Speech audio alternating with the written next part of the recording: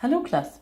In this exercise we have set of capacitors C1, C2, C3 and C4 between 2 points A and D of an electric circuit. The first thing that we should do with the circuit is to find C equivalent, where C equivalent is the one single capacitor that we can insert between the 2 points A and D, and that gives the same effect as the combination of all of these 4 capacitors. First, let's remember the equations concerning the grouping of capacitors. So if you have 2 capacitors that are grouped in parallel, as in this figure here, C1 and C2 are grouped in parallel, then the capacitance of their equivalent capacitor is simply C1 plus C2. Let's move to the series combination.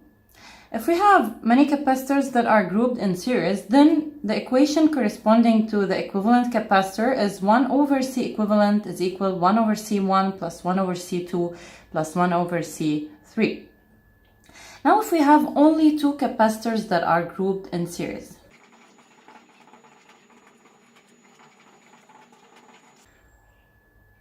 we can use this equation.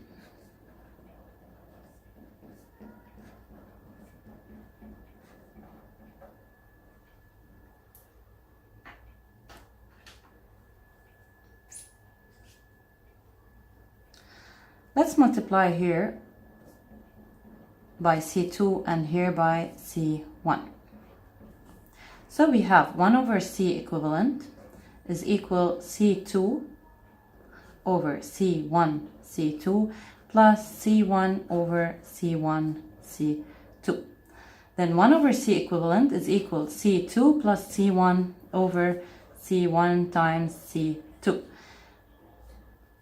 So if 1 over C equivalent is equal to C1 plus C2 over C1 times C2, then we can easily find that C equivalent over 1, that is C equivalent, is equal C1 times C2 over C1 plus C2.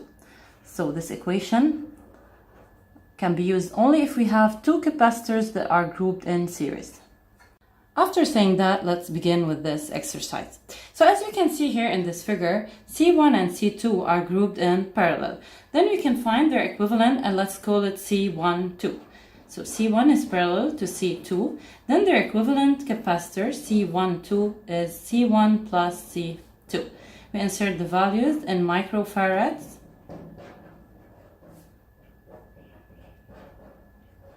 So this is equal 4 microfarads.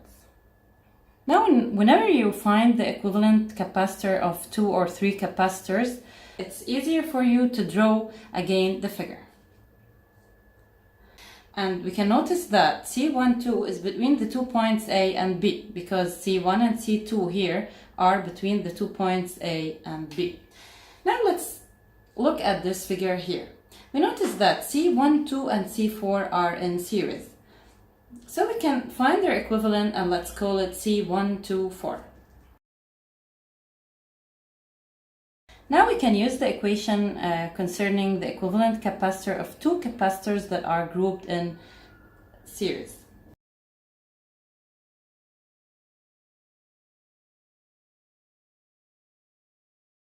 And this is equal to 2.4 microfarads. Now, C124 is between the 2 points A and D of the circuit. We can notice from this figure that C3 and C124 are in parallel, so we can find their equivalent and let's call it C equivalent. C equivalent is C3 plus C124. C124, we just found it, and C3 is 1.6. So C equivalent is 4 microfarads. After finding that C equivalent is equal to 4 microfarads, now we are given that the charge Q1 on the capacitor C1 is equal 3.6 times 10 power minus 4 coulombs. We need to find the charge Q2 that is stored on the capacitor C2. We can use this rule, Q equals C times V. We can notice that both C1 and C2 are across the same voltage VAB. So if we can find the voltage VAB, we can find the charge Q2. So we'll apply this formula to the capacitor C1. So Q1 is equal C1 times VAB. So VAB is simply Q1 over C1. Inserting the values of Q1 and C1.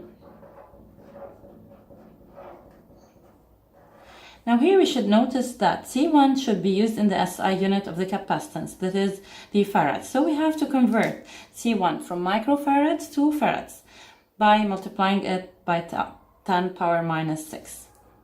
So this is 3 times 10 power minus 6. So VAB is 120 volts. Now we can use the value of this voltage to find Q2 by applying the same formula to the capacitor C2. So Q2 is equal C2 times the same voltage VAB that we just found. So Q2 is equal C2, again we have to convert it to the SI unit, times 120. So Q2 is 1.2 times 10 power minus 4 coulombs. Now we want to find Q4. We cannot simply use this rule, Q equals C times V, because we don't know the voltage BD yet. But if we look at this figure, we can find that C12 and C4 are in series. It means that they have the same quantity of charge. So let's find the quantity of charge stored on this capacitor, and then Q4 will be equal to this quantity. Now looking at this figure again, Q12 is simply Q1 plus Q2.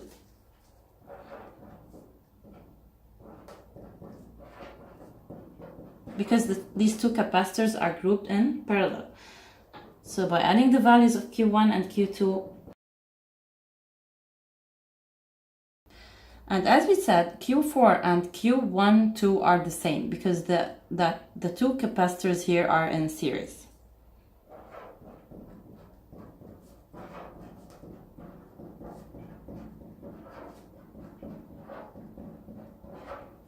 Now we want to find Q3. Looking at this figure here, we can find that C3 and C124 are in parallel, that they are across the same voltage VAD. So to apply this rule, Q equals C times V to the capacitor C3, we must find the voltage VAD. So we will apply this rule to the capacitor C124 because we have the capacitance of this capacitor and we have the charge of this capacitor as well. Q124 is equal to Q12 equal to Q4.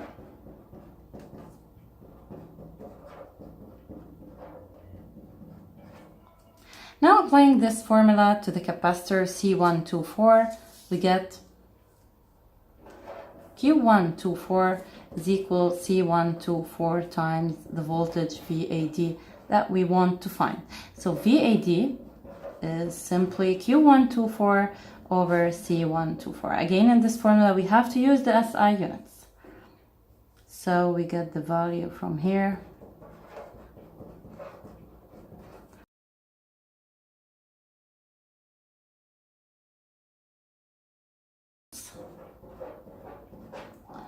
After finding VAD, we can apply the same formula to C3 in order to find Q3. So Q3 is equal C3 times VAD that we just found. Inserting the values, equal 3.2 times 10 power minus 4 coulombs. Finally, we want to find Q equivalent, that is the charge stored on the equivalent capacitor C equivalent. Looking at this figure here, and as these two capacitors are grouped in parallel, then the charge stored on their equivalent is simply their addition. So Q equivalent is equal Q3 plus Q124. Inserting the values, we get that Q equivalent is 8 times 10 power minus 4 coulombs. And this is everything for now.